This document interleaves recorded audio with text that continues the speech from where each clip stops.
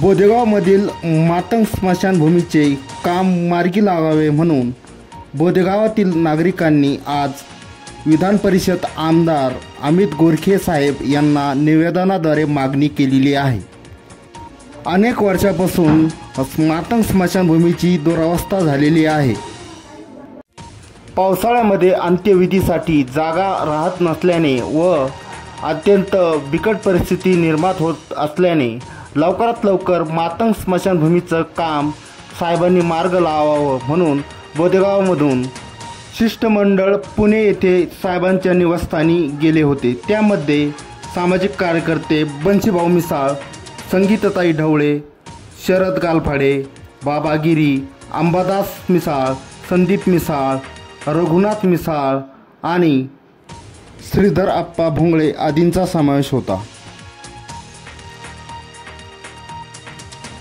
येत्या अधिवेशनात मातंग स्मशानभूमीचे काम मार्गी लावण्याचे आश्वासन आमदार अमित गोरखे साहेब यांनी शिष्टमंडळाला दिलेले आहे।